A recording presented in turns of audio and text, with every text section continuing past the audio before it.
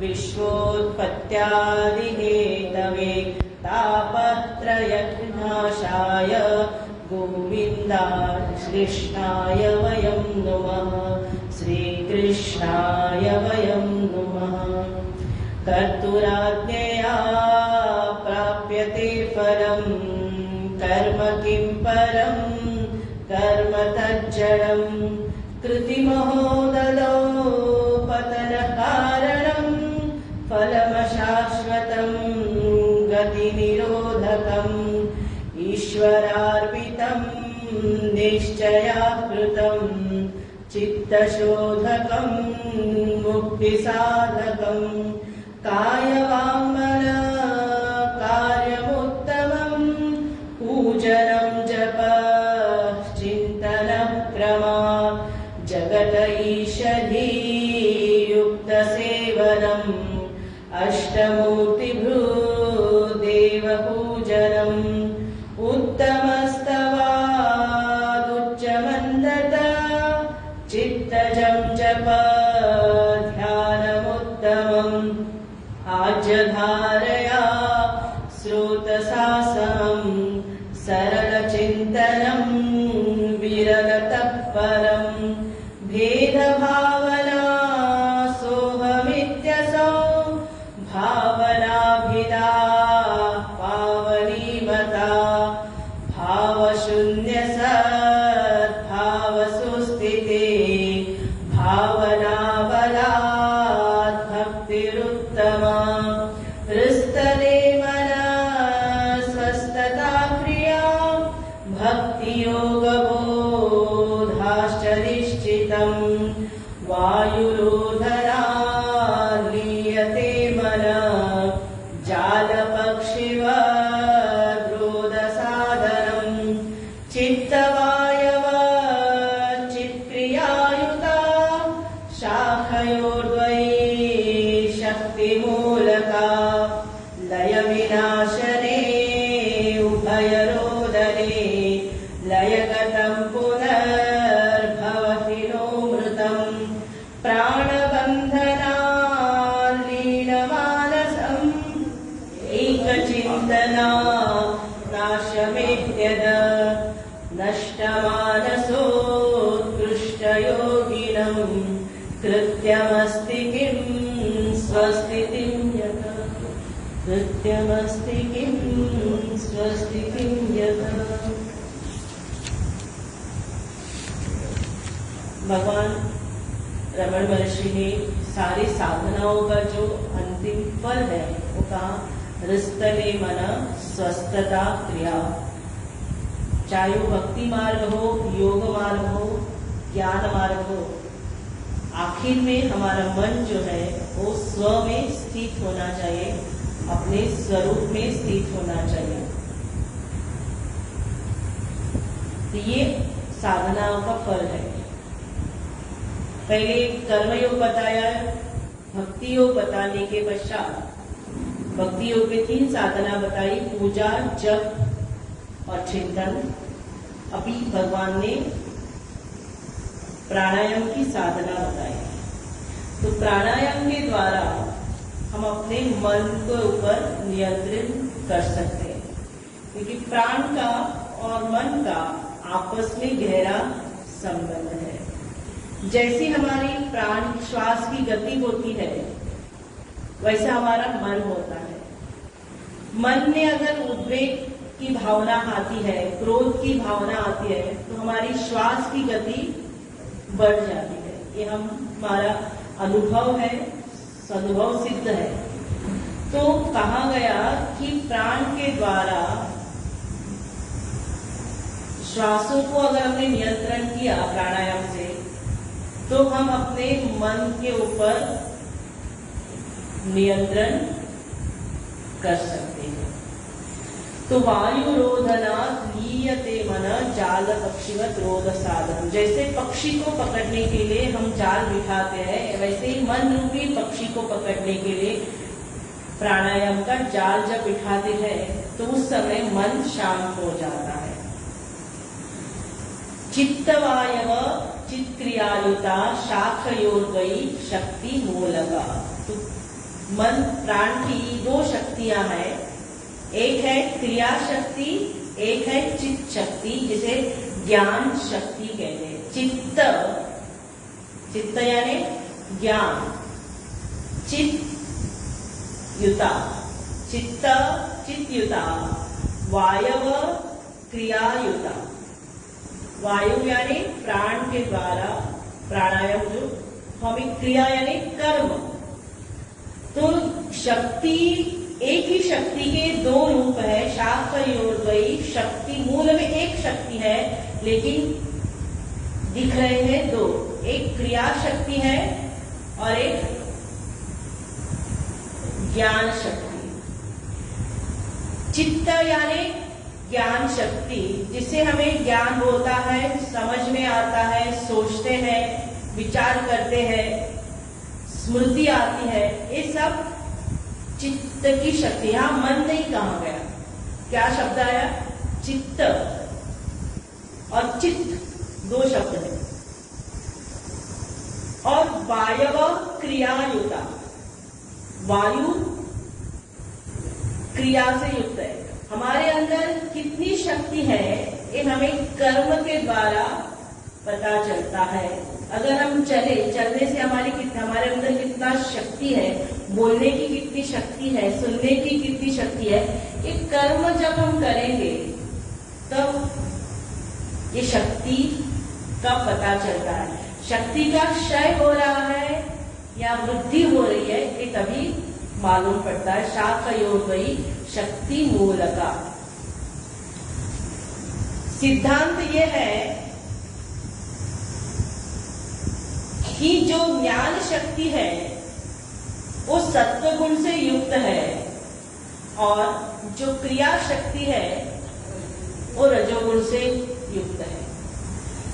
और तीसरी जो शक्ति है वो दिखाई नहीं देती है, वो है विश्राम की शक्ति, जो इन दोनों शक्तियों का मूल है। बिना विश्राम के क्रिया शक्ति का कार्य नहीं कर सकती, बिना विश्राम के ज्ञान शक्ति कार्य नहीं सकती। अगर हमें विश्राम नहीं मिला, सोचने के लिए हम मन नहीं जाएगा, समझ में कुछ नहीं आएगा, शरीर थक गया है कर्म करने के पश्चात, तो सत्संग में बैठकर हमें नींद आएगी, मन सुनने को, शब्द ग्रहण करने को तैयार नहीं है। तो विश्राम जो है भले ही तामसिक है लेकिन इसका मंगलकारी रूप है। तमोगुण का मंगलकारी जो रूप है वो विश्राम का है। तो इन दोनों शक्तियों का जो मेन फोर्स है वो तमोगुण है, विश्राम शक्ति। वो दिख नहीं रही है लेकिन वो है। तो प्राणायाम के द्वारा मन लीन हो सकता है। लय विनाशने उभय रोधने लयगतम पुनर्भवति नोरुतम। निरोध करना, प्राणायाम के द्वारा हम अपने मन को निरोध करते हैं, चित्त वृत्ति को निरोध करते हैं, यानी शांत करते हैं। और जब तक मन शांत होता तब वहां पर हमें सुखानुभूति की अनुभव आता है, सुख का अनुभव आता है। लेकिन जो जब तक प्राणायाम हो रहा है तब तक मन में शांति की अनुभूति होती है। जैसे ही प्राणायाम से बाहर आते हैं, मन फिर से जैसे व्यवहार में घूमता है, मन फिर से विक्षेपित होता है, यानी वृत्तियां फिर से वापस आती है और मन अशांत में चला जाता है। लेकिन जो मन मरा है वो मन फिर से वापस नहीं आ सकता। लय हुआ मन फिर से वापस आ सकता है, लेकिन जो मरा हुआ मन है उसका वो वापस आ नहीं सकता। तो रोधन की ये जो स्थिति है, प्राणायाम से रोधन हो सकता है और दूसरा रोधन से मन मर सकता है। तो अगले श्लोक में भगवान ने कहा, प्राण वंदना लीन मानस एक चिंतनात् नाशमे। प्राणायाम से मन लीन होता है और लीन हुआ मन, लय गया हुआ मन वापस आ सकता है, लेकिन जो मरा हुआ मन है वो वापस नहीं आ सकता। मन का नाश होता है। ये मन का नाश प्राणायाम के द्वारा नहीं होगा, ये मन का नाश किसके द्वारा होगा? एक चिंतन। जब हम एक का चिंतन करेंगे, एक चिंतन यानी ध्यान है, लेकिन चिंतन यानी विचार करना। कार्य से हटकर जब कारण पर चिंतन करना, कार्य में विस्तार है, लेकिन जो कारण है वो एक ही है। जैसे शरीर अनेक है, लेकिन शरीर जिस मसाले से जिससे बना है, रूप रंग अनेक है शरीर के, हर एक का शरीर अलग अलग है, लेकिन जिससे शरीर बना है वो पंच महाभूत एक है क्या अनेक है? एक है। तो अनेक से मन को हटाकर एक का चिंतन करना। अब ये पंच महाभूत भी कहां से आए? माया उपाधि, माया से। तो धीरे धीरे एक की ओर बढ़ना है। दूसरा एक चिंतन जो है वो है दृश्य से मन को हटाकर दृष्टा पर केंद्रित करना है। दृश्य अनेक है, लेकिन जो देखने वाला है वो एक है। तो वो दृष्टा कौन है, साक्षी कौन, जिसे हम साक्षी कहते हैं, उसके ऊपर ध्यान करना है। उसका उसी को कहते हैं एक चिंतन। अभी ये इस तरह से जब हम चिंतन करेंगे, एक का जब चिंतन करेंगे, तो चिंतन से क्या होगा? मन का नाश होगा। प्राणायाम से मन लय होगा, चिंतन से मन का नाश होगा। जागृत अवस्था में, स्वप्न अवस्था में और सुषुप्ति अवस्था, ये तीन अवस्थाएं हमारी हैं। जागृत, स्वप्न और सुषुप्ति। जागृत अवस्था में मन हमारा बाहर जाता है विषयों में और हमें ज्ञान होता है। स्वप्न अवस्था में भी ज्ञान होता है, समझ में आता है, अनुभव आता है, स्मरण आता है। लेकिन सुषुप्ति अवस्था में मन क्या हो गया? लय गया, मृत नहीं गया, मन लय गया, मन सोया है। चित्त जो है सो गया है, इसलिए बाहर का ज्ञान नहीं हो रहा है। मन सोया है, लेकिन क्रियाएं हो रही है कि नहीं? जब हम सो जाते हैं, ब्लड सर्कुलेशन होता है कि नहीं? शरीर घटबढ़ता है कि नहीं? स्किन घटती है। ये सब कब होता है? जब हम सो जाते हैं। तो क्रिया चालू है, लेकिन एक शक्ति नहीं चल रही है, वो है ज्ञान शक्ति नहीं चल रही है। मन क्यों नहीं चल रही है? मन क्या हो गया? चित्त क्या हो गया? लय हो गया। और वो लय अवस्था, इसलिए उसको विश्राम अवस्था कहते हैं। वो हमको आनंद देते हैं, लेकिन जैसे ही सुषुप्ति से बाहर आते हैं, फिर से ज्ञान, समझना, सोचना, याद आना सब चालू होता है ना। अभी थोड़ा मैं टेक्निकल वर्ड यूज करती हूँ। मन की दो स्थिति है, एक वर्तमान मन, एक निवर्तमान। निवृत्त हुआ, एक वर्तन कर रहा है। वर्तन यानी जहां पर हम समझ रहे हैं, सोच रहे हैं, व्यवहार जहां हो रहा है, वर्तन यानी वर्तमान नहीं, सोचने की, समझने की, जानने की शक्ति जो हम जो यूज कर रहे हैं, स्मरण आ रहा है, स्मृति, संकल्प आ रहे, विकल्प आ रहे, इसको कहते हैं वर्तमान चित्त। दूसरा चित्त है निवर्तमान, निवृत्त, जैसे रिटायरमेंट को निवृत्त, ये आप इस जॉब से अभी निवृत्त हो गए, इस पद से निवृत्त हो गए, आपको निवृत्ति दिलाई जाती है, यानी वो काम अभी आप नहीं कर सकते। तो जब हम सुषुप्ति में जाते हैं तो चित्त निवृत्त होता है, समझ गया? निवृत्त होना यानी अभी कुछ हमें दिखाई नहीं देता है, सुनने को कुछ नहीं आता है, कुछ याद नहीं है, स्मरण शक्ति नहीं है, ये सब से हम निवृत्त हो गए, इसलिए निवृत्तमान चित्त।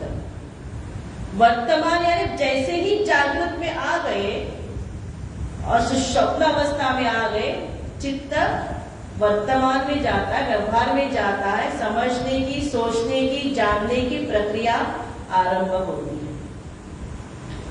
तो ये दोनों अवस्था जो है ये प्रकृति सिद्ध है।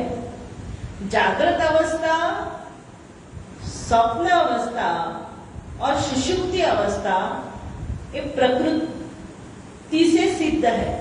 हम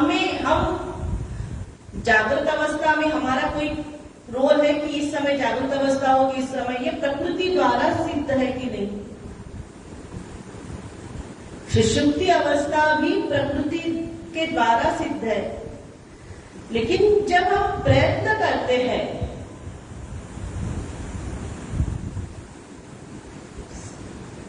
साधना करते हैं, तो वो जो चित्त है जो निवर्तमान में सुषुप्ति में चला गया था, वो साधना के बल के द्वारा, प्रयत्न के द्वारा उस चित्त को जागृत अवस्था में हम निवर्तमान स्थिति में ला सकते हैं, जिसे ध्यान अभ्यास या समाधि अभ्यास कहा गया है। तो समाधि के द्वारा, ध्यान के द्वारा हमने अपने चित्त को क्या कर दिया? निवर्तमान कर दिया।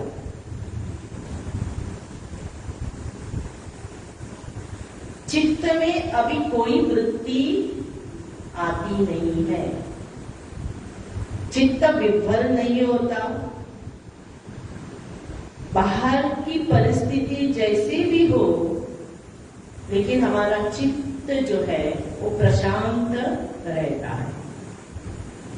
इसी को कहा गया है चित्त का, मन का नाश हो गया। किसके द्वारा नाश हो गया? एक का चिंतन करके।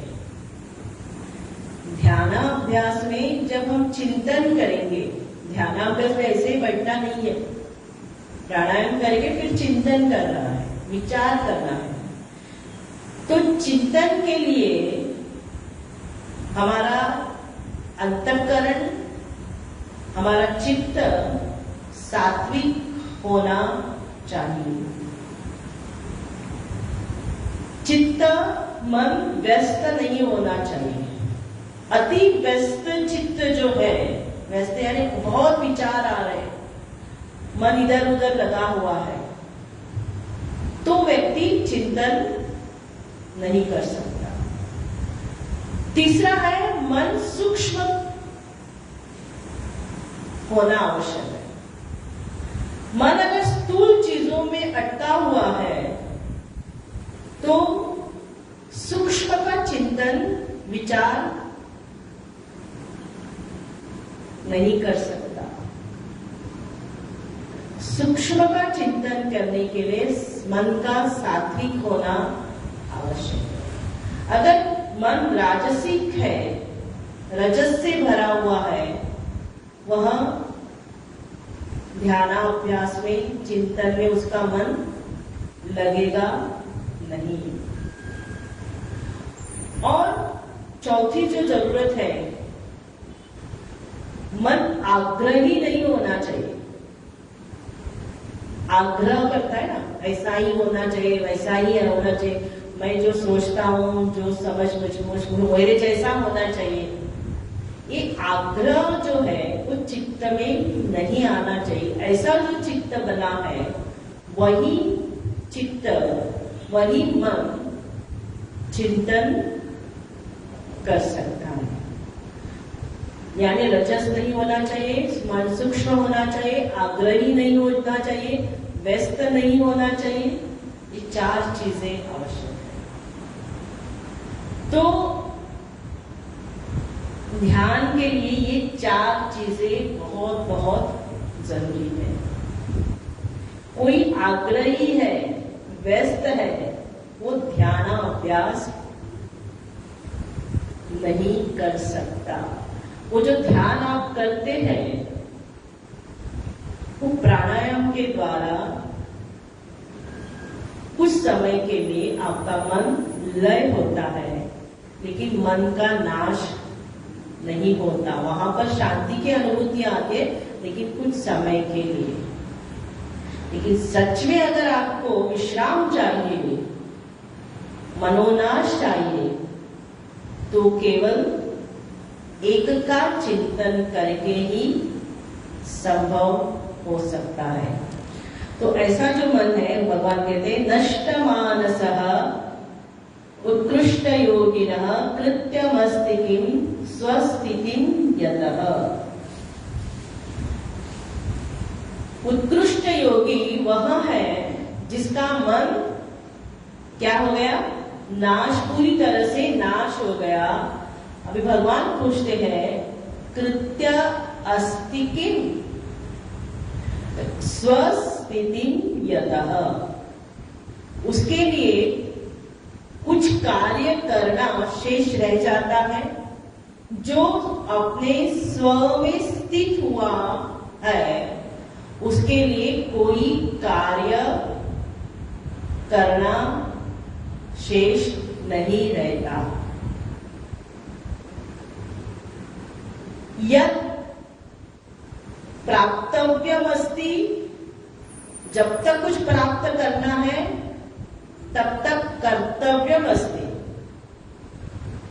जब कुछ प्राप्त ही नहीं करना है, जो प्राप्त करना था वो प्राप्त कर लिया, उसके लिए कोई कर्तव्य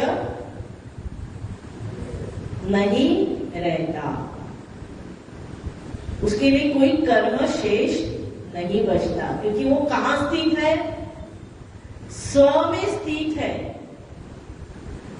जब मन का नाश हो गया, यानी वो अभी अन्य में स्थित नहीं है, अभी मन जो है वो कहां स्थित है, स्व में स्थित है।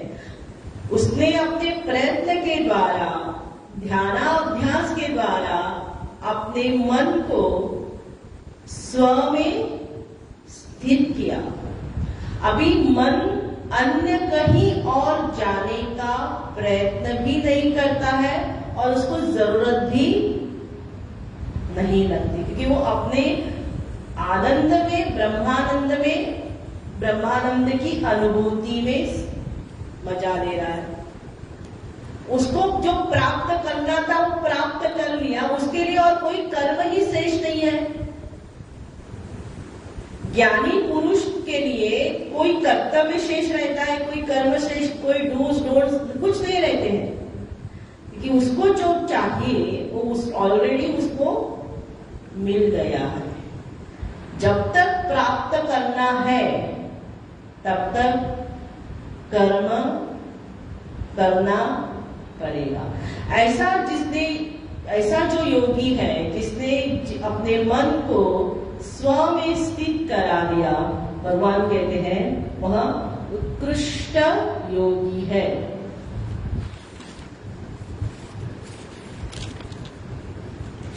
आगे कहते हैं दृश्यवारितं चित्तमात्मनं चित्वदर्शनं तत्वदर्शनम्। दृश्यवारितं चित्तमात्मनं चित्वदर्शनं तत्वदर्शनम्। दृश्यवारितं चित्तमात्मनं चित्तमदर्शनं तत्वदर्शनं चित्वदर्शनं तत्वदर्शनम्। अभी ये जो एक चिंतन है वो है कारण का चिंतन, और दूसरा मैंने कहा था दृष्टा का चिंतन। कार्य से हटाकर मन को कहां पे लगाना है, किसका चिंतन करना है, कार्य का। दृश्य से हटकर दृष्टा पर चिंतन, इसलिए दृश्यवारितम, वारितम यानी नेकेट। दृश्य से अपने मन को हटाकर। दृश्य कितने हैं, अनेक है, लेकिन जो दृश्य को देखने वाला है वो अनेक है क्या, एक है, एक है। तो अपने चित्त में से दृश्य का निवारण करते जो चित्त रहता है वो चित्व दर्शन, उसे कहते हैं चित्व। निचली लाइन देखिए, चित्व दर्शनम तत्व दर्शनम। चित्त का जो सार है, यहां मन नहीं कहा गया, यहां शब्द क्या है, चित्त। चित्त का जो सार है वो है चित्व, इसलिए चित्व का शब्द नीचे पंक्ति देखिए, चित्व दर्शनम तत्व दर्शनम। जैसे मनुष्यत्व तो है ना, वैसे यहां पर है चित्व, चित्त नहीं है। जब दृश्य नहीं रहा, सारे रूप रंग विषय वृत्तियां कहां आती है, भाषित कहां हो रही है, कहां आती है, वृत्तियां कहां आ रही है, मन में आ रही है ना। मन में सारे विचार वृत्तियां आती है, रूप रंग आकार सब आते हैं, लहरें आती हैं, समुद्र आता है, पशु पक्षी जीव जंतु, सारी वृत्तियां थॉट्स मन में आ रही है। उस मन को यहां कहा गया है चित्त। अभी दृश्य, ये जो वृत्तियां है ये दृश्य है, दिखाई पड़ती है कि नहीं, मन में जो जो विचार आते हैं वो हमें दिखाई पड़ते हैं कि नहीं। जो जो दिखाई पड़ते हैं वो सब बाहर से आए हुए हैं। मन में जो चित्त में जो विचार आते हैं वो बाहर से आते हैं। मन कहाँ है, मन कहाँ है, हाँ हमारे अंदर है। मन बाहर नहीं है, दृश्य बाहर है। जगत प्रपंच दुनिया जो है बाहर है। दुनिया जब मन उस वृत्ति रूप में नहीं आता तब तक दुनिया का ज्ञान, वृत्ति रूप में दुनिया जब तक मन में नहीं आएगी तब तक उसका बोध ज्ञान नहीं होगा। व्यक्ति सामने है लेकिन मेरी नजर उसके ऊपर अगर नहीं गई तो उसका बोध, उसका ज्ञान मुझे होगा नहीं होगा। क्यों नहीं होगा? क्योंकि वो व्यक्ति मेरे मन में वृत्ति रूप में नहीं गया। जब तक वह व्यक्ति या वस्तु मेरे चित्त में नहीं जाती है वृत्ति रूप में, तब तक बोध नहीं होता। तो ये बोध हो रहा है, मन में हो रहा है, जैसे चित्त कहाँ है। तो अभी क्या करना है, ये जो सारे बाहर से जो वृत्तियां आ रही है उसको धीरे धीरे धीरे धीरे करके उनका निवारण करना है कि ये मैं नहीं हूं, मैं इनको देखने वाला हूं। मैं क्या हूं? दृष्टा हूं।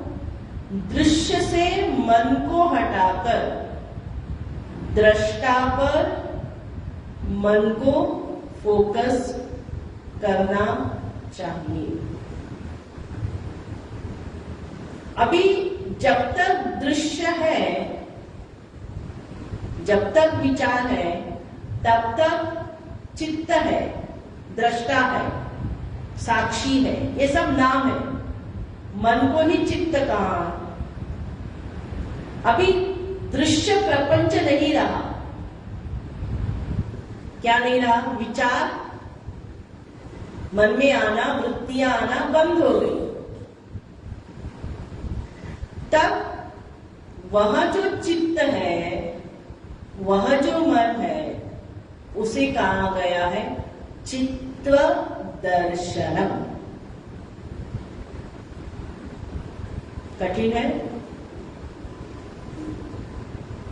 जब तक दृश्य है, जब तक वृत्तियां होगी मन में, तब तक उसको कौन सी संज्ञा दी है? चित्त की संज्ञा दी गई है। मन को ही चित्त कहा गया।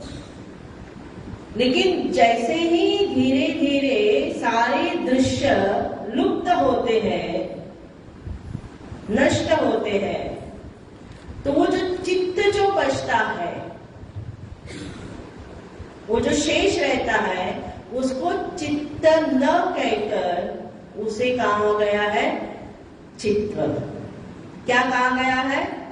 चित्त। असल में है क्या? चित्त ही, लेकिन भास रहा है, चित्त रूप में भास रहा है। जब तक दृश्य वृत्तियां होगी तब तक चित्त है, लेकिन जब वृत्तियां नहीं होंगी तो उस चित्त को कहा गया है चित्व। वह जो चित्व है, उस जिसको हम ब्रह्म की संज्ञा दी जाती है, आत्मा की संज्ञा दी जाती है, वही चित्व दर्शनम, तत्व दर्शनम।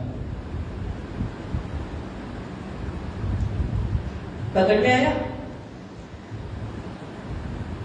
चित्व दर्शनम, वह जो चित्व है वही तत्व का दर्शन है, वही ब्रह्म है, वही आत्मा है।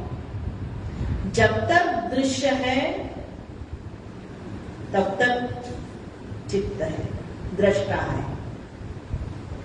जब दृश्य नहीं रहेगा, विचार शून्य अवस्था में जब जाते हैं, उस समय उस चित्त को कहा गया है चित्व। उस चित्व का दर्शन ही तत्व का दर्शन है, वही आत्म स्वरूप है, वही ब्रह्म स्वरूप है।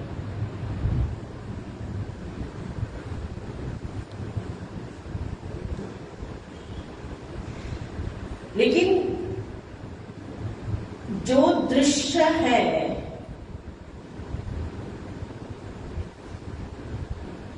जब तक दृश्य है, वो बिना अधिष्ठान के भासित नहीं होता। अधिष्ठान क्या है? चित्त। चित्त का जो सार है वो है चित्त, और वही चित्त जो है वो तत्व, वही ब्रह्म, वही आत्मा चैतन्य, वही ब्रह्म जो अधिष्ठान है, उसी ब्रह्म को कहा गया अधिष्ठान। अभी मुझे उस ब्रह्म का बोध नहीं है,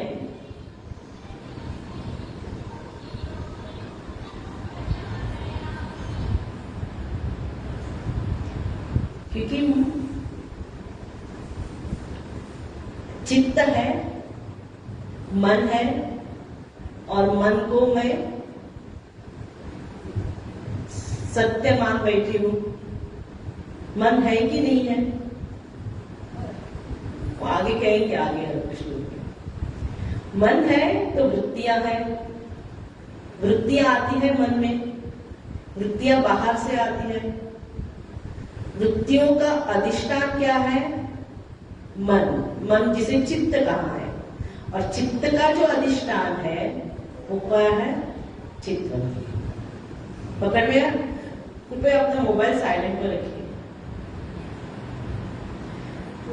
अभी यहां पर डिलीट नहीं करना, क्या करना है? बाधित करना है। जैसे दृष्टांत के लिए आकाश में जो नीलिमा है,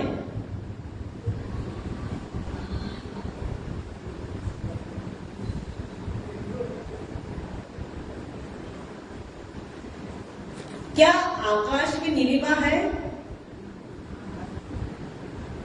नहीं है। नीलिमा भास रही है, आकाश ब्लू स्काई नहीं है। लेकिन जो नीलिमा है, जो भासित हो रही है, उसका अधिष्ठान क्या है? आकाश है। बिना आकाश के नीलिमा नहीं दिखेगी। आकाश है इसलिए ब्लू स्काई हम बोल रहे हैं ना। आकाश नहीं रहेगा तो ब्लू स्काई रहेगा। तो आकाश क्या हो गया? अधिष्ठान हो गया। आकाश को देखते हमें पता है कि ये नीला नहीं है, नीला आकाश नहीं है। तो हम आकाश को देख रहे हैं, बाधित वृत्ति से देख रहे हैं कि नहीं? जब देखते हैं तब हमारे क्या हमें बोध है, हमें समझ है कि ये ब्लू आकाश, नीला आकाश नहीं है। लेकिन एक छोटा बच्चा जो है वो क्या कहेगा? आकाश नीला है, क्योंकि उसकी समझ में अभी नहीं आया। हमारी समझ में आया है, हम समझ चुके हैं कि आकाश में नीलिमा नहीं है, और हम उसी तरह से उसको देखते हैं। उसी प्रकार चित्त नाम की चीज नहीं है, मन नाम की चीज नहीं है।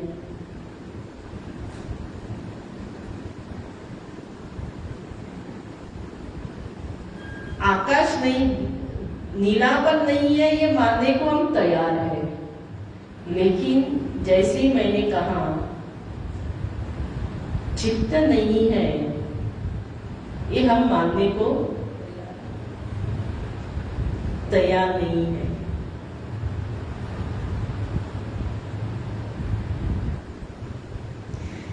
क्योंकि अनुभव में मन आ रहा है,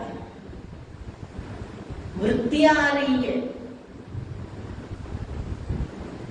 और वृत्ति के वृत्तियों के साथ हमारा तादात्म्य भी हो रहा है।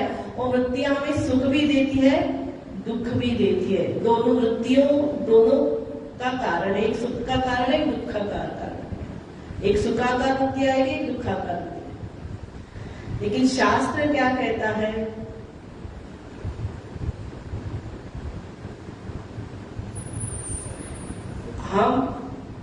आप चिंतन करिए, विचार करिए,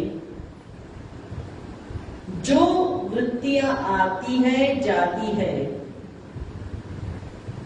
कहां आती जाती है? मुझ में आती जाती है। चित्त में आती जाती है, वृत्तियों को बाधित करना चाहिए, उनको नेगेट करना चाहिए। नेगेट करने, बाधित करना है।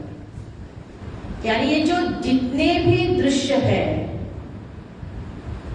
वो सब यद दृश्यम तद जड़म, यद जड़म तद नश्वरम, उसका नाश होगा ही होगा।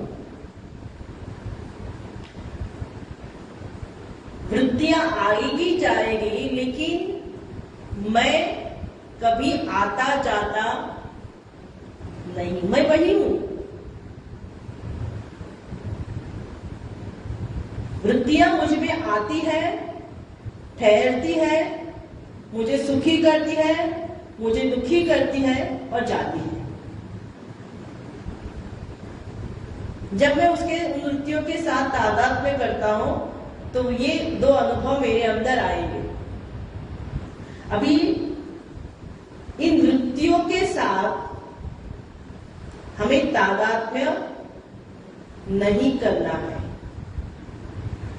कहां आ रही है वहां पर फोकस कीजिए। आ रही है मुझ में, चित्त में आ रही है, मन में आ रही है, तो वृत्तियों से मन को हटाकर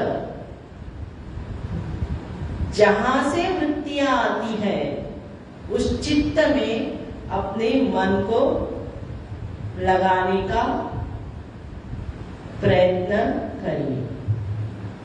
जब हम वृत्तियों से मन को हटाकर दृष्टा पर फोकस करेंगे, दृश्य से मन को हटाकर, दृश्य आलेख है, वृत्ति आलेख है, वहां से अपने मन को हटाकर जो देखने वाला है इन वृत्तियों को, वहां पर जब हमारा ध्यान होगा तो वृत्तियां चली जाएगी।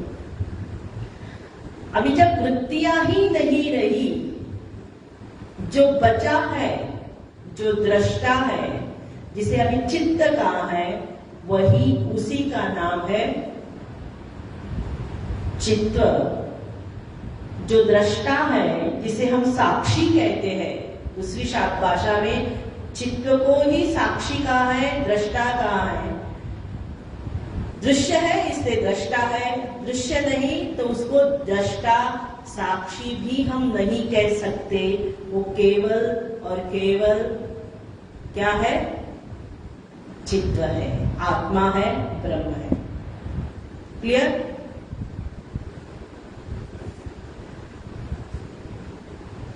फिर से समझाना पड़ेगा कि जब तक वृत्ति है तब तक दृष्टा है, साक्षी है।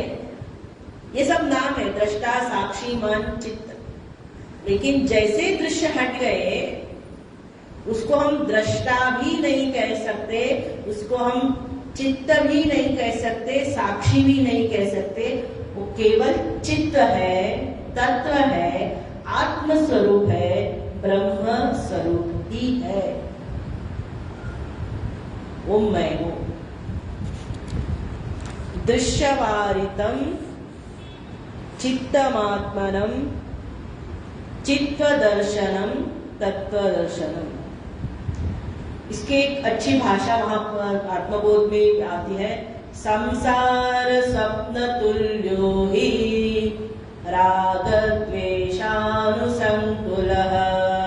स्वकाले सत्यवद् भाति प्रबोधे सद असद भवे। संसार स्वप्न के समान है। संसार स्वप्न तुल्यो ही राग द्वेषानुसंकुल। राग और द्वेष से भरा। किसी से हमारा राग है, किसी से द्वेष है। जिससे द्वेष है उससे हम भागते हैं। स्वकाले सत्यवत भाति। जब तक ज्ञान नहीं होता, अज्ञान अवस्था में हमें प्रपंच सत्य भासित लग रहा है। जैसे छोटे बच्चे को आकाश में नीलिमा सत्य भासता है, लेकिन जो वयोवृद्ध होते हैं उनको आकाश में नीलिमा नहीं ये ज्ञान है, वो सत्य नहीं है, ज्ञान है। उसी प्रकार स्वकाले सत्यवत भाति प्रबोधे, जब प्रबोध यानी जब ज्ञान हो जाएगा, अपने तत्व का दर्शन हो जाएगा, अपने स्वरूप में हम स्थित हो जाएंगे। प्रबोधे सत असत भवे, जो संसार हमारे सिर पर बैठकर नाच रहा था, जिस प्रपंच को हम इतना महत्व दे रहे थे, वो असत भासित है। रज्जु पर सर्प जब तक बोध नहीं होगा, सर्प दिखाई देगा अंधकार में, लेकिन जब बोध होगा तो मालूम पड़ेगा ये रज्जु है, सर्प नहीं है। उसी प्रकार संसार जब तक बोध नहीं होगा, संसार का सार, वो तत्व का दर्शन जब तक नहीं होगा, तब तक संसार प्रपंच सत्य लगेगा। लेकिन जब बोध होगा, वही सत्य संसार हमें असत मालूम पड़ेगा। तब तक चिंतन, कब तक करना है चिंतन? जब तक ये ज्ञान होता नहीं है कि चित्त दर्शनम तत्व दर्शनम, तब तक विचार का प्रक्रिया चालू रहनी चाहिए। अभी यहाँ तक भगवान ने प्राणायाम की प्रक्रिया बताई, अभी चिंतन किस प्रकार से करना है। एक चिंतन बताया था ना, अभी तो एक ही चिंतन का उसके बारे में कहा, दृश्य बारितम, दृश्य को नेगेट करो, और जो बचा हुआ जो चित्त है उसी को चित्त दर्शन। अभी वो चित्त यानी मन क्या है, मन है कि नहीं है? मन है, सभी तो खेल मन का ही है। मन चंगा कसौटी में गंगा, ऐसा बोलते हैं ना। मन अच्छा भी है, मन बुरा भी है, और वही मन हमारा मित्र भी है और वही मन हमारा शत्रु भी है। अभी चिंतन किसका है करना है वो अगले श्लोक में बताते हैं। ज्ञानमान मानसं तु किं मार्गणे कृते, मानसं तु किं मार्गणे कृते, नैव मानसं मार्ग आर्जवा, नैव मानसं मार्ग आर्जवा, मानसं तु किं मार्गणे कृते, नैव मानसं मार्ग आर्जवा। ये जो ज्ञान मार्ग है, इस पर चलने के लिए श्लोका नंबर 17, चित्त की एक विशिष्ट अवस्था होनी चाहिए। जो मैंने पहले ही कहा था, चित्त मन सूक्ष्म होना चाहिए, आग्रही नहीं होना चाहिए, निश्चिंतता आनी चाहिए, चित्त व्यस्त नहीं होना चाहिए, और मन सत्वगुणी होना चाहिए, और सूक्ष्म विचार के लिए मन तैयार होना चाहिए। तभी इस मार्ग पर, ज्ञान मार्ग पर हम चल सकते, चिंतन के मार्ग। अभी आप जो कह रहे हैं कि मन है, तो भगवान कहते हैं कि आप खोज करो, इन्वेस्टिगेशन टीम बैठाओ। ये मन जो आपको, मेरा मन बड़ा चंचल है कहते हैं ना, ये मन चंचल है कि नहीं है, इसकी खोज करो। इसलिए कहते हैं मानसम तु किम, ये मन क्या है? मार्गणे कृते, मार्गणे यानी खोज करो, इसका खोज आरंभ करो। किसकी खोज? मन की खोज करो। तो जब हम मन की खोज करेंगे तो निर्णय क्या निकलेगा? मीमांसा जब करेंगे, इन्वेस्टिगेशन जब करेंगे, तो अंतिम परिणति अंतिम निर्णय क्या होगा? नैव मानसम मार्ग आर्जवात्। जब इस मन की खोज करेंगे तब आखिर में यह निर्णय पर हम पहुंचेंगे कि मन नाम की कोई वस्तु नहीं है। कितना बड़ा स्टेटमेंट है देखिए।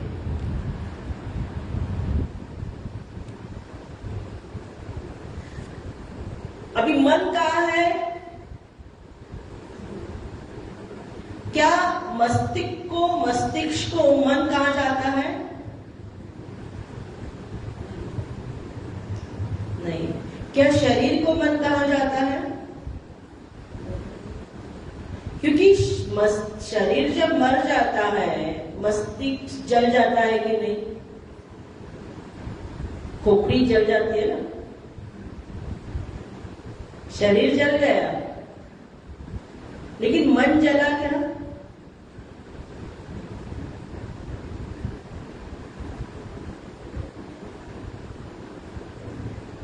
मन जला, शरीर जल गया आपका, मस्तिष्क भी जल गया, लेकिन मन नहीं जला। और इस मन में ही, इस चित्त में ही सारी स्मृतियां रहती है कि नहीं? किसी किसी को पूर्व जन्म की याद आता है क्या? आप हिप्नोटिज्म अगर करेंगे तो उसको पूर्व जन्म की याद आती है। वो सब पूर्व शरीर में क्या था। तो मन है,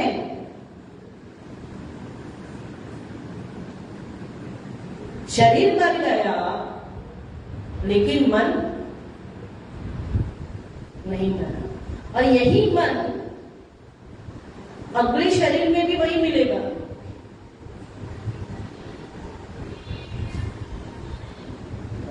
जो चल रहा था मन पहले शरीर से,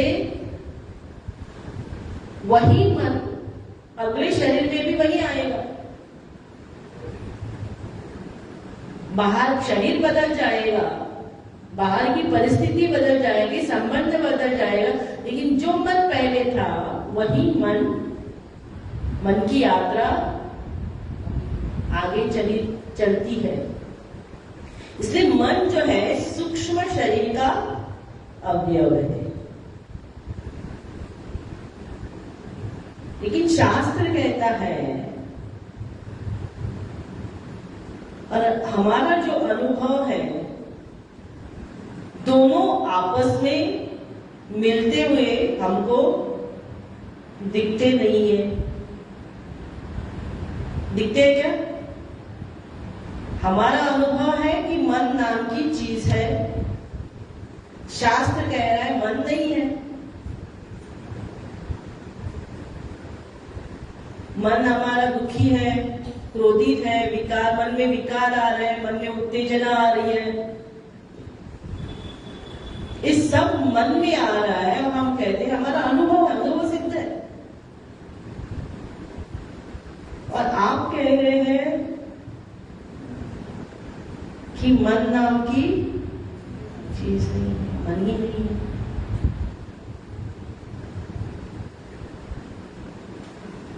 ये कैसे संभव है?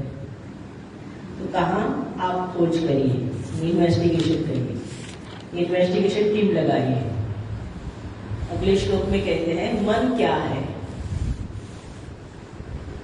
वृत्तयस्तहं वृत्तिमाश्रिता, वृत्तयस्तहं वृत्तिमाश्रिता, वृत्तयो मनो विद्यहं मना, वृत्तयो मनो विद्ययं मना, वृत्तयस्तहं वृत्तिमाश्रिता, वृत्तयो मनो विद्ययं मना।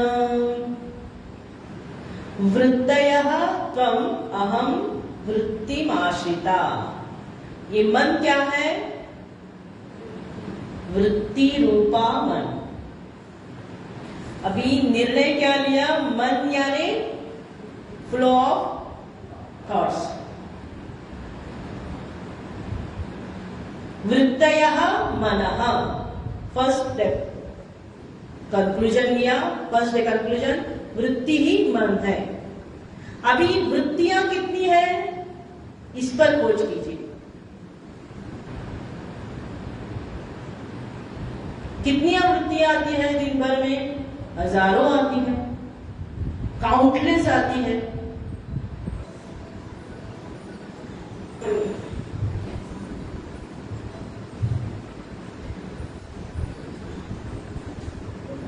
एक वृत्ति नहीं आती है, हजारों आती है। अभी इन वृत्तियां के ऊपर विचार अगर हम करें, इसके ऊपर जांच बिठा दी तो पता चलेगा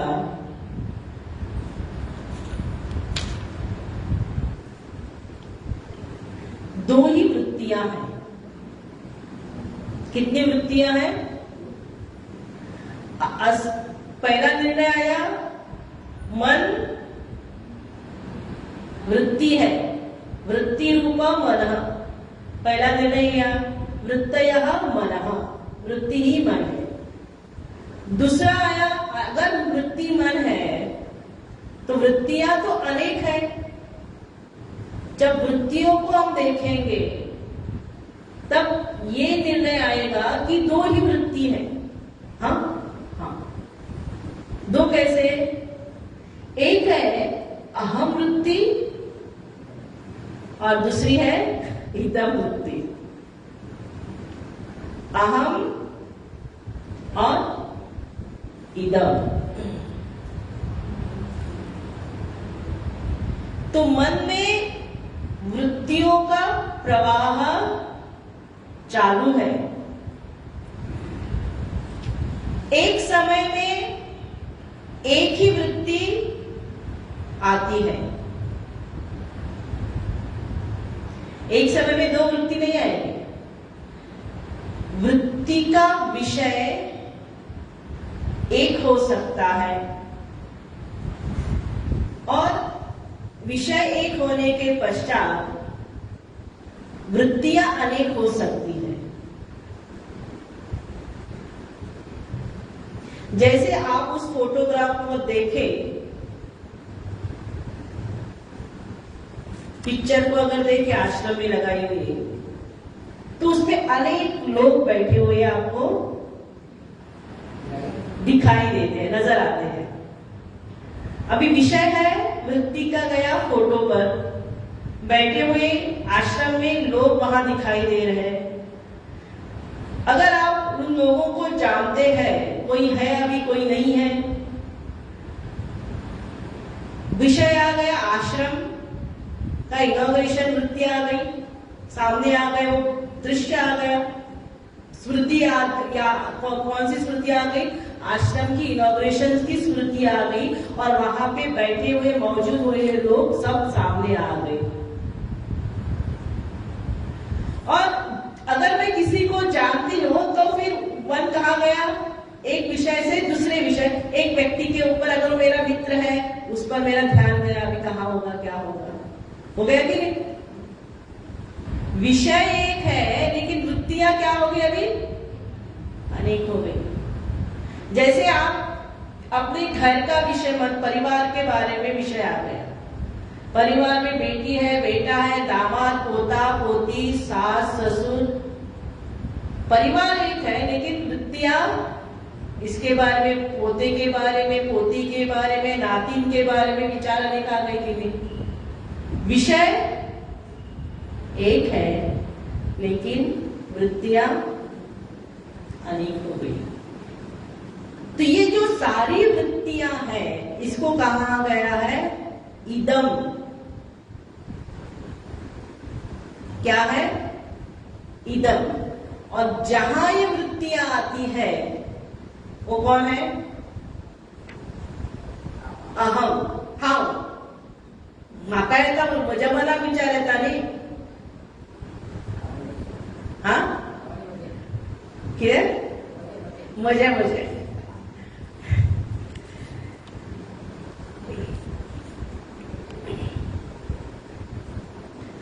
तो सारे स्मरण आते हैं मन में मेरा। तो वृत्तियां कितनी हो गई अभी? 2 हो गई, अहम वृत्ति और इदम वृत्ति। तो अभी हमने फर्स्ट निर्णय लिया, वृत्तयः मनः। दूसरा निर्णय लिया, वृत्तियां असंख्य है। तीसरा निर्णय लिया,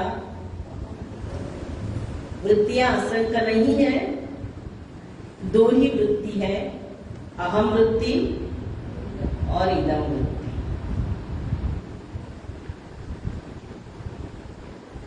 और ये जो इदम वृत्ति है, अन्य वृत्ति है, वो अहम पर आश्रित है। आती कहां है? मुझे मना कहता नहीं, आओ। मगर मैं नहीं हूंगा तो विचार आएंगे, मैं हूं आवासा म्हणून विचार येता न्ही, हावना जरा विचार येते ना। जब हम सो जाते हैं उस समय वृत्ति आती है, विचारता होना, नित्यास होना। अगर हाँ, सोते समय भले वो आप सोए नहीं है, जब आप बेड पर जाते हैं उस समय विचार, अगर विचार आ रहे हैं तो आप सोए नहीं है, ये समझ लेना। स्वप्न अवस्था में भी विचार है, जागृत अवस्था में भी विचार है, लेकिन सुषुप्ति अवस्था एक ऐसी अवस्था है जो विचार शून्य अवस्था है। इसलिए मैंने शब्द दिया था निवर्तमान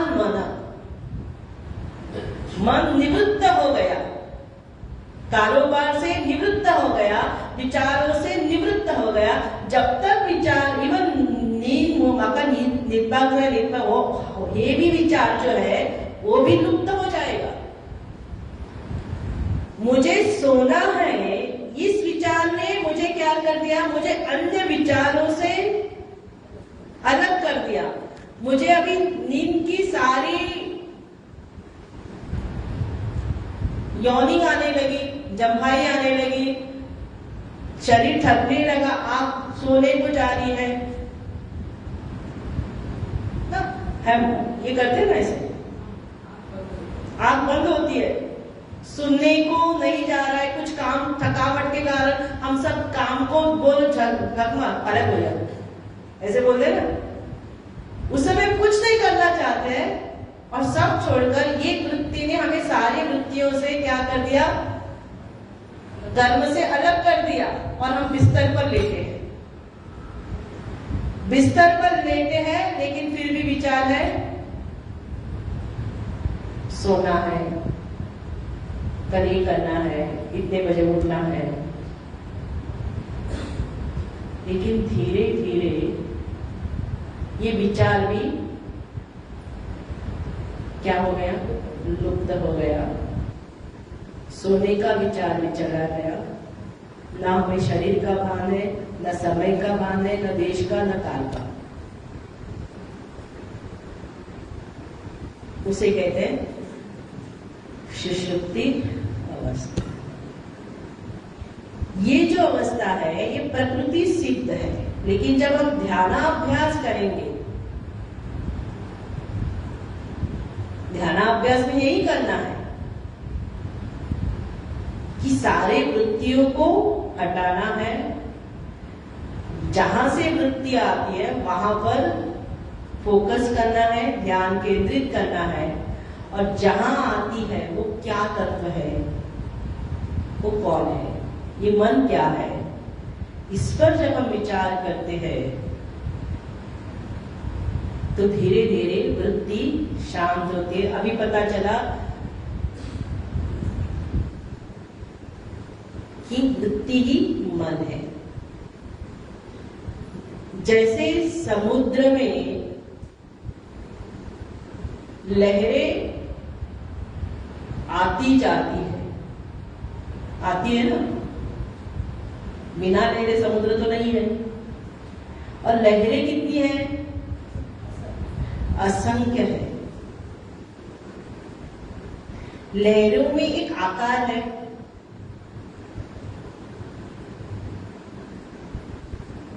आती कहां से है? समुद्र से आती है। लीन कहां होती है? Very good answer. अभिवृत्ति कहां से आती है? मुझमें से ही आती है। ठहरती कहां है? मुझमें ही ठहरती है। विचार घूमते जाते हैं। और लय कहां होती है? मुझमें ही लय होती है। तो वृत्ति का जो अधिष्ठान है, इदम वृत्ति का जो अहम वृत्ति क्या हो गई? अधिष्ठान हो गई। जैसे समुद्र लहरों से आते हैं, लहरों में ठहरते हैं और लहरों में लीन होते हैं, उसी प्रकार अनेक वृत्तियां, इदम की सारी वृत्तियां अहम में आती है, अहम में स्थित है और आखिर अहम में मुझ में ही लीन होगी। तो वृत्ति का अधिष्ठान कौन हो गया? कौन हो गया? मैं हो गया। जैसे लहरों का जो अधिष्ठान है वो कौन है? समुद्र है, सागर है। उसी प्रकार वृत्ति का अधिष्ठान कौन है? अभी वृत्ति एकाग्र भी हो सकती है कि नहीं? हम कहते एकाग्र चित्त से सुनना चाहिए। एकाग्र चित्त यानी मन में उस समय जब हम सुनते हैं तो अन्य विचारों का प्रवाह मन में नहीं आना चाहिए। तभी हम कहते हैं एकाग्र चित्त। ये एकाग्रता जो है वो हमेशा सुखदायी नहीं होती है, ये दुख भी देती है। अगर दुख का प्रसंग जीवन में घट गया, कुछ हो गया, तो बार बार मन में वही विचार घूमता रहेगा कि नहीं? वो जो कुछ घटा हुआ, जो विचार घर में घटा हुआ था, कुछ दुष्कर्म, कुछ दुख घटना, वो विचार मुझे बार बार मेरे चित्त में घूमती रहती है। वहां जो एकाग्रता जो मुझ में आ रही है, वो मुझे क्या सुख दे रही है कि दुख दे रही है? दुख दे रही है। तो वो जो दुख दे रही जो विचार है, उससे मैं क्या करना चाहती हूँ? मुझे छुटकारा चाहती हूँ। इसलिए कहा एकाग्र हमेशा सुखदायी नहीं होता। तो एकाग्रता का विषय क्या है, ये महत्वपूर्ण है। अगर विषय परमात्मा है, अगर प्रभु है, अगर सत्संग है, तो वह विचार, वह एकाग्रता मुझे अन्य विचारों से परावृत्त करेगा और एक ही प्रभु का विचार बार बार मन में। अभी जैसे आपके चित्त में प्रवचन के शब्द घूल रहे हैं,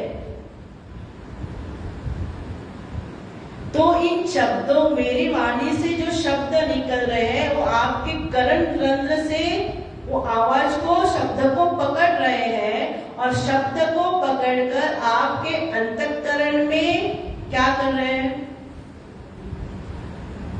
जो अंधकार बैठा हुआ है, जो मल बैठा हुआ है अंतःकरण में, वो साफ हो रहा है। और कुछ प्रकाश बुद्धि में, कुछ समझ में आ रहा है, कुछ कुछ शब्द समझ में आ रहा है, बुद्धि में प्रकाश पड़ रहा है कि नहीं? पूरे शब्द, प्रवचन के शब्द ठीक से हमको ग्रहण नहीं हो रहे हैं, क्योंकि कुछ कुछ तो प्रकाश पड़ रहा है कि नहीं? जैसे दृष्टांत के लिए सूर्य जो है आभा मंडल पर प्रकाश, जब सूर्योदय होता है आभा मंडल पर प्रकाशित करता है, तो उस सूर्योदय का प्रकाश पूरे सृष्टि को, पूरे ब्रह्मांड को उजागर करता है, प्रकाशित करता है। उसी प्रकार गुरु के मुख से शब्द सुने, जो शब्द है वो हमारे बुद्धि को प्रकाशित करते हैं और हमारे अज्ञान को, हमारे अज्ञान का निवारण करते हैं। अज्ञान धुल जाता है। अस्य अज्ञान तिमिरांधस्य ज्ञानाभासा ज्ञानांजन शलाकया। ज्ञान बुद्धि में प्रकाश पड़ता है और वो जो ना समझी है, जो गलत सोच है, उन गलत विचार अपने आप जाते हैं, भ्रम नष्ट होता है और हमारी बुद्धि में सही समझ, सही सोच प्रकाशित होती है। तो ये वृत्ति क्या है?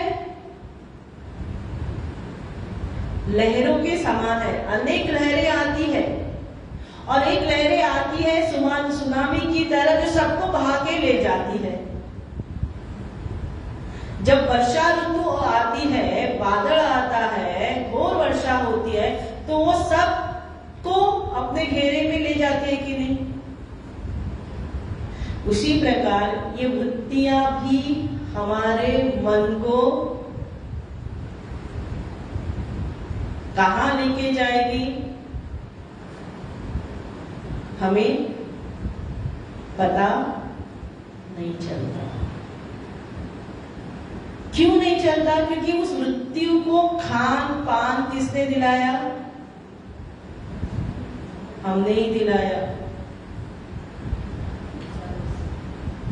हमने उस वृत्ति के साथ, जो इदम वृत्तियां थी,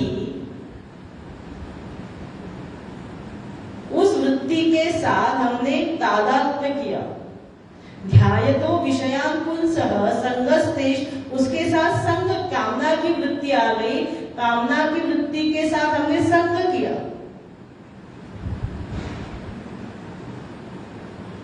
कामना तृप्त नहीं हुई, किसी ने रोक दिया, क्या आ गया? क्रोध आ गया। क्रोध इतना चढ़ गया मेरे सिर पर, मैंने उसकी हत्या ही कर दी।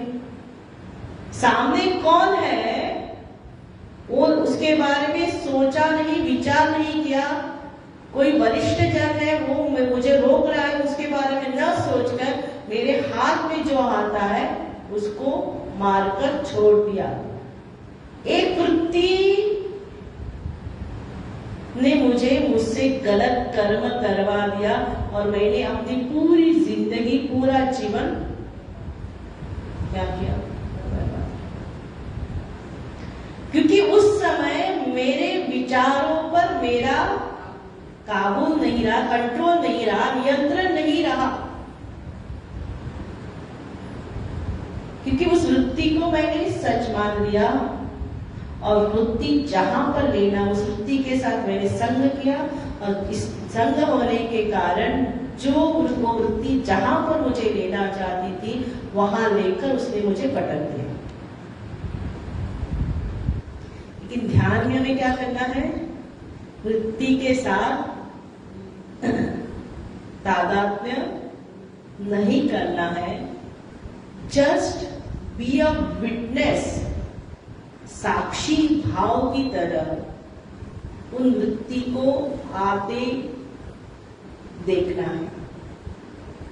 कुछ समय के लिए आएगी, मन में खलबल मचा देगी और अपने आप शांत हो जाएगी।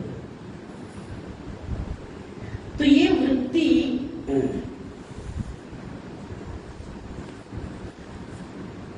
दो वृत्तियां हो गई।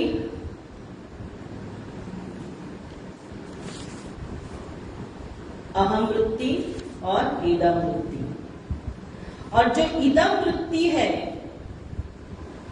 वो मुझ पर आश्रित है। मैं हूं तो वृत्तियां होंगी, मैं नहीं हूं तो वृत्तियां नहीं आएंगी। मैं अगर सो गई, इदम वृत्ति आएगी कि नहीं आएगी? हाँ, नहीं आएगी। Very good. क्योंकि हाव न्हिदलो, हाऊच ना आल्या वृत्ती खंयच्यानतली बाकीची इदम विचार कसो येतलो संसाराचो? मैं सो गया तो विचार आना बंद हो गया। जैसे ही मैं जाग गया, फिर से इदम वृत्ति का, संसार की वृत्ति का प्रवाह चल गया। ये करना है, वहां जाना है, इधर करना है, वो सब संसार चक्र वृत्ति प्रवाह चल गया। तो ये सारी इदम वृत्तियां जो है, उसका जो अधिष्ठान है वो कौन है? मैं हूं। अभी ये मैं, अहम क्या है, इसके बारे में विचार करना है। तो एक दृष्टांत, एक स्टोरी बताती हूं।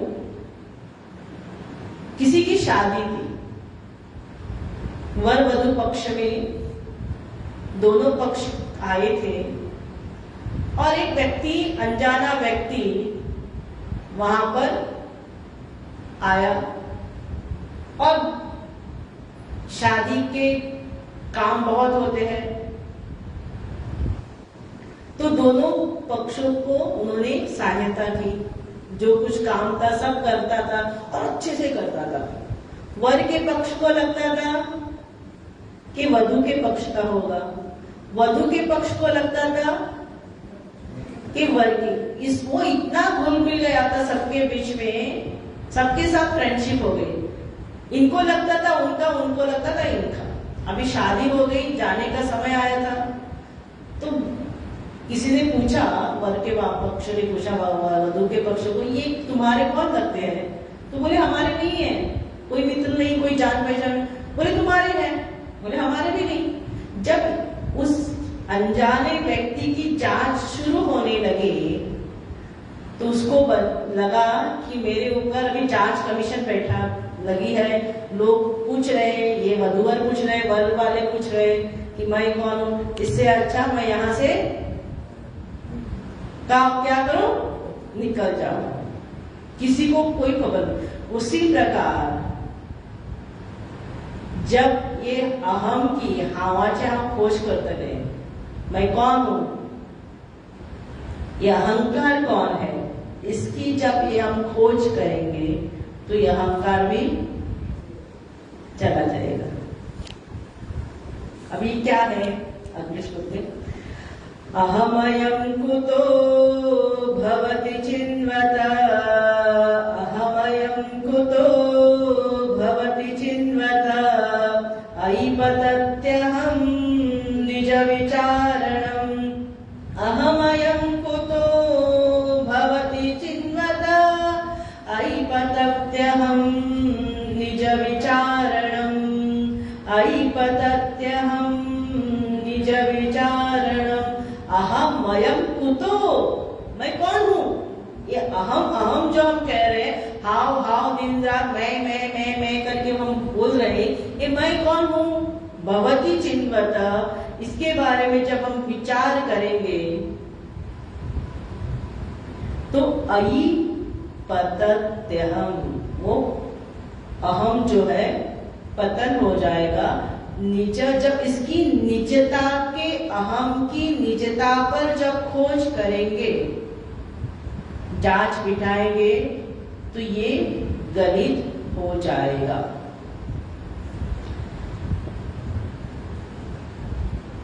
तो अहम नाम की चीज है क्या जो हमको इतने तंग कर रही है जीवन भर? ये अहंकार असल में है क्या? अहम है तो संसार है, मैं हूं तो संसार है, मैं नहीं हूं तो संसार नहीं रहेगा। तो ये अहम अहम जब विचार करेंगे तो ये अहम गलित हो जाएगा। जैसे वो जांच कमीशन उस व्यक्ति के ऊपर बैठाई थी, वो व्यक्ति वहां से शादी से भाग गया, उसी प्रकार इस अहंकार के ऊपर हमने जांच कमीशन लगाई, इसके ऊपर खोज करी, तो ये विचार भी अपने आप अहम चला जाएगा। तो विचार का विषय भी मैं हूं और विचार का कर्ता भी मैं हूं। मैं के बारे में अभी विचार कर रहा हूं। जब मैं के बारे में विचार करेंगे तो ये मैं नष्ट हो जाएगा। जैसे समुद्र और लहरें, लहरें कितनी हैं? अनेक हैं, लेकिन समुद्र एक है। समुद्र लहरों का जन्म है और मृत्यु भी है। वो उदित होती है और लय होती है। उसी प्रकार हमारे शरीर का जन्म होता है और शरीर क्या होता है? मृत्यु होती है ना, नष्ट होता है ना। जैसे लहरें नष्ट होती है, वैसे शरीर का भी पहले छोटी सी लहर होगी, बाद में बड़ी बड़ी बड़ी बड़ी शरीर बढ़ता है और फिर धीरे धीरे धीरे कर अस्त की ओर लहरें जाती है। उसी प्रकार शरीर का जन्म हुआ, बढ़ गया, वृद्धि हो गई, अस्थि जायते वर्धते विपरिणमते अपक्षीयते विनश्यते, विकार आ गया, धीरे धीरे धीरे शरीर कमजोर हो गया और लय की ओर चला गया, अस्त हो गया। जब लहरें थी, आई कहां से थी?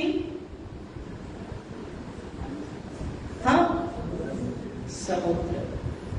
अभी जो लहरें हैं वो व्यष्टि हैं और समुद्र जो है वो समष्टि।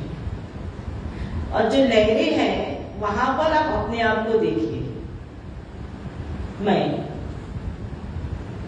और जो समुद्र है वो कौन है? ईश्वर। समुद्र कौन है? कौन है? ईश्वर। जीव बिना ईश्वर के रह सकता है? अधिष्ठान कौन है? ईश्वर ही है। कहां से आया है? लहरें कहां से आई है? समुद्र से ही आई है ना। तो हम कहां से आए हैं? ईश्वर से। लहरों में आकार है, समुद्र में कोई आकार नहीं। हमारा आकार है, एक रूप है, एक रंग है, लेकिन ईश्वर समझ आया? कोई आकार रूप नहीं। अच्छा, जो समुद्र है आपने कहा ईश्वर है, लेकिन जो समुद्र का पानी जो है, लहरों का पानी और समुद्र का पानी दो अलग है कि एक है? पानी जल एक है और वो जल, जो जल है वो क्या है? वो जल क्या है? समुद्र आपने ईश्वर कहा, वो जल क्या होगा अभी?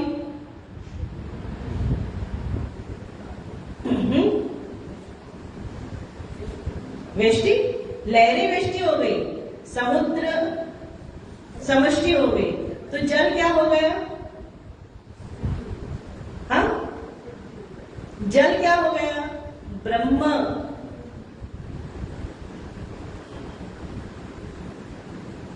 जो जल है, समुद्र और लहरों का वो जल ब्रह्म है।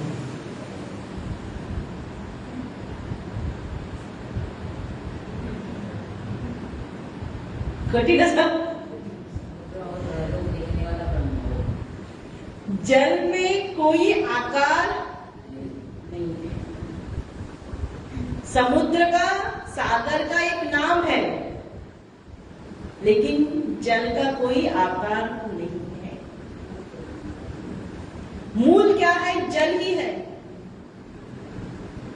वही जल समुद्र बन गया, वही समुद्र लहरें बन गई, वही ब्रह्म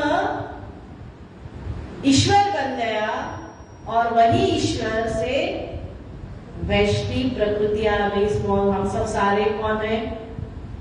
कहां से आए हैं? मूल क्या है? ईश्वर। क्या है प्रक्रिया? कल के स्तर पर चिंतन करेंगे,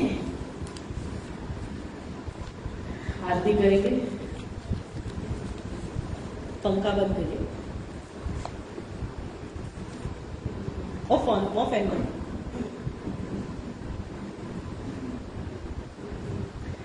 श्री कृष्ण गोविंद हरे मुरारे, हे नाथ नारायण गोविंद हरे मुरारे, हे नाथ नारायण वासुदेव मुरारे। श्री कृष्ण गोविंद हरे मुरारे, हे नाथ नारायण वासुदेव, हे नाथ नारायण वासुदेव। सुखकर्ता दुःखहर्ता वार्ता विघ्नाचे नुरवे, प्रेम कृपा जयाचे सर्वांगी सुंदर सिंदुराचे, कंठी झळके माळ मुक्ता फळांची। जय देव जय देव जय मंगलमूर्ती, दर्शन मात्रे कामना पूर्ती। जय देव जय देव रत्न खचित फळ तुझ गौरी कुमया, चंदनाची ओटी कुमकुम केशरा, हिरे जपित मुकुट शोभतो भरा। ऋण जुडती नो चरणी गागया, जय जय देव जय देव जय मंगलमूर्ती, दर्शन मात्रे मन कामना पूर्ती। जय देव जय देव लंबोदर पीतांबर परिवर वंदना, सरसुंड वक्त्रतुंड त्रिनयना, दास रामाचा वटपाहे सदना। संकष्टी पावा निर्वाणी रक्षावे सुरवर वंदना। जय देव जय देव जय देव जय देव जय मंगलमूर्ती, दर्शन कामना पूर्ती। जय देव जय देव मंगलारती प्रिया प्रीतम की, मंगल प्रीति रीति दोन की, मंगल कांति हसनी दसनन की, मंगल मुरली वीणा गुण की।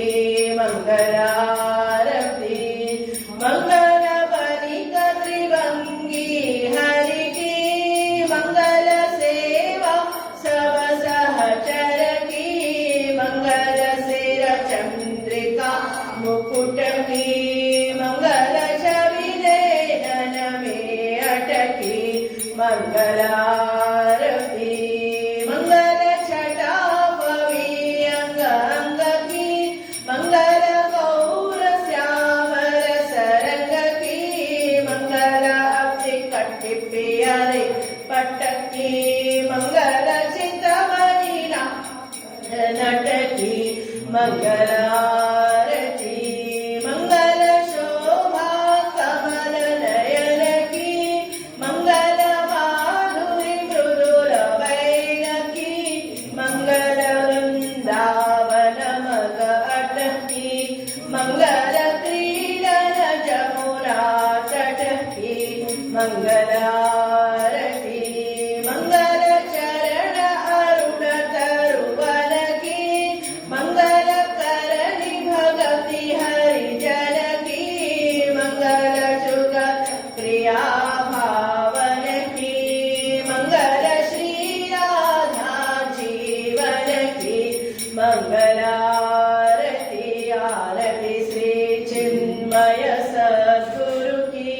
दिव्य रूप मूर्ति करुणा आरती सद्गुरु की। चरणों में उनके शांति समाए, शरणागत की भ्रांति मिटाए, पाप ताप संताप हरण की। आरती श्री चिन्मय सद्गुरु की, आरती सद्गुरु की। वेद उपनिषद गीता को गाया, धर्म सनातन फिर से जगाया, शुद्ध नीति प्रीति शंकर की। आरती श्री चिन्मय सद्गुरु की, आरती सद्गुरु की। वेद उपनिषद गीता को गाया, धर्म सनातन फिर से जगाया, शुद्ध नीति प्रीति शंकर की। आरती श्री चिन्मय सद्गुरु की, आरती सद्गुरु की। सिद्धवाणी की तपोभूमि में नित्य विराजे गुरु हमारे, भक्तर आनंद स्रोत की। आरती श्री चिन्मय सद्गुरु की, आरती सद्गुरु की। ओम नतस्र सूर्यो भाति न चंद्र तारकं देवा विद्युतो भाति कुतो यमग्नि तमेव वां तमर्भाति सर्वं तस्य भासा सर्वमिदं विभाति। कालिङ्गोटाङ्गनवलेन चरण द्वयान पतुते प्रेमे आलिङ्गन आनन्द पूजिन भावे उवाळिन मने नमः। त्वमेव माता पिता त्वमेव, त्वमेव बन्धु सखा त्वमेव, त्वमेव विद्या द्रविणं त्वमेव, त्वमेव सर्वं मम देव देव।